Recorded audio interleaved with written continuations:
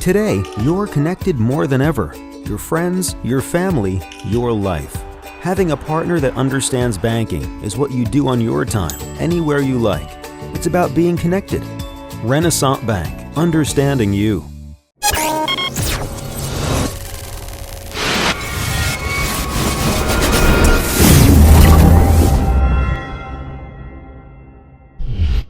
Sponsored by Renaissance Bank. Good morning, Northeast Mississippi. This is Newsbreak for Thursday, February 16th. I'm Brad Locke. Thanks for joining us. And you can find Newsbreak each Monday through Friday at 7 a.m. You can watch it at djournal.com, Facebook, YouTube, or the Daily Journal's mobile apps for Apple and Android devices. We're going to take a quick look now at news, sports, and weather on this Thursday. Let's start with the weather underground forecast. For today, going to have clear skies, a high of 62 degrees, a low of 37, just a 10% chance of rain. The 3-day outlook, Friday also looks pleasant. Clear skies, high of 69, a low of 49, 10% chance of rain. Saturday, we could see some rain, high of 65, low of 47. The chance of precipitation is 40%. And on Sunday, partly cloudy skies, a high of 73, a low of 48, just a 10% chance of rain. Let's take a look now at some of the top stories from the Daily Journal and djournal.com on this Thursday. A bill that could help fund infrastructure improvements in the state is not guaranteed to pass. The bill, which has passed the House, must still pass the Senate. Now, the legislation would try to force internet companies to collect for the state the 7% tax on retail items. The bill diverts 70% of the projected revenue to the state for maintenance of roads and bridges, and 15% each to the cities and counties for the same purpose. House Speaker Philip Gunnis said that is the only possible revenue stream available this session to address infrastructure funding needs. He estimated that the legislation, if it becomes law, could generate between $75 million and $125 million in new revenue, which is well short of the $400 million the Mississippi Department of Transportation says is needed yearly to address needs. Now, Amazon recently started collecting the 7% tax, and the hope is that other online retailers will follow suit. And if they do so voluntarily, the legislation might not be needed. Now, the only problem from the perspective of road and bridge work is if the tax is collected under current law, it would go directly to the state coffers to be dispersed by the legislature. It would not be directed to road and bridge repairs, and none of the revenue would be directed to the local governments. Bonheur Children's Medical Center is moving its Tupelo outpatient clinic to a larger space this spring.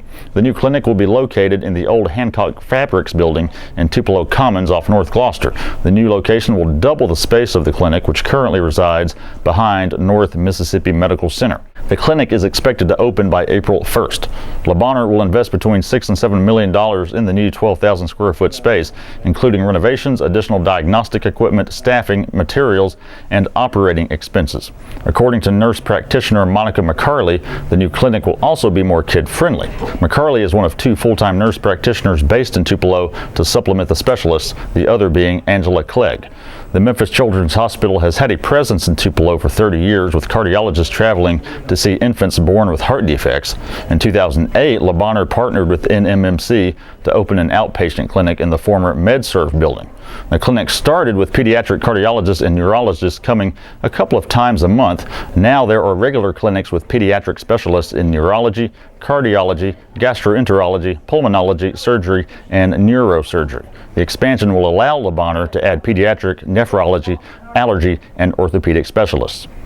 A bill currently before the state Senate would allow smaller municipalities like Nettleton and Farmington a chance to vote on whether they want to legalize beer sales. Under current law, a city needs a population of at least 2,500 before it can have a local option to vote on beer.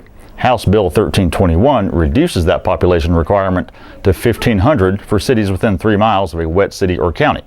The bill would affect only 6 Mississippi towns: Ackerman, Coldwater, Decatur, Farmington, Nettleton, and Purvis. Now, voting on alcohol has traditionally been a touchy subject in the Bible Belt, as the issue comes down to increased sales tax revenues versus religious opposition. Farmington residents can drive a quarter-mile to Corinth to buy beer. Nettleton straddles the Lee County-Monroe County line, and the south half of the town is dry, but just a short drive from Lee County, where beer and liquor sales are illegal. The bill passed the House 91-30 last week, and now it goes to the Senate. The legislators who represent Farmington and Nettleton in the House, Nick Bain and Chris Brown respectively, both Republicans, voted against the bill. And in sports, junior college rivals Itawamba and Northeast meet on the basketball court in Booneville tonight, and there's a lot on the line.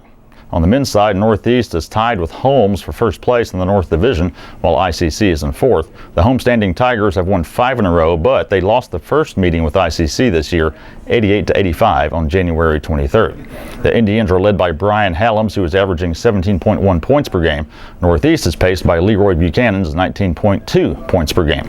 And like the men, Northeast women are rolling along, having won 7 straight, and at 9-1 are a half game ahead of ICC in the division standings. The Lady Tigers won the first meeting on January 23rd, 65-62. 4 players are averaging double figures for Northeast, including Shelby Wilbanks at 16.7 and Lakia Lane at 16.6. ICC is paced by Jabria Pounds at 15.6 points per game and Marley Hatcher at 14.9. That's it for Newsbreak on this Thursday. We do want to remind you to check out a couple of the podcasts we produce here at the Daily Journal. The Memo, all things Northeast Mississippi news and entertainment, with myself and W. Derek Russell every Wednesday and Friday. You can get it in iTunes or any of your podcast apps for free, and also at memo.djournal.com. On Wednesday's episode, we spoke with Capitol Bureau Chief Bobby Harrison to get updates on all that's happening in the state legislature. Also, local government reporter Caleb Badillion stopped by to talk about Tupelo's efforts to form a police advisory board, and education reporter Emma Kent talked about a couple of at-risk schools in the area and what they're doing to make improvements. Also, check out Double Coverage, a podcast about Ole Miss and Mississippi State sports with Parrish Alford and Logan Lowry. New episodes every Thursday, so look for a new episode today. You can find it for free in iTunes, your podcast apps, or at doublecoverage.djournal.com. And all the stories I talked about today you can find in your daily journal or at djournal.com. We're on Twitter at djournalnow. Give our Facebook page a like as well. And that's it for Newsbreak on this Thursday. I'm Brad Locke. We'll see you next time.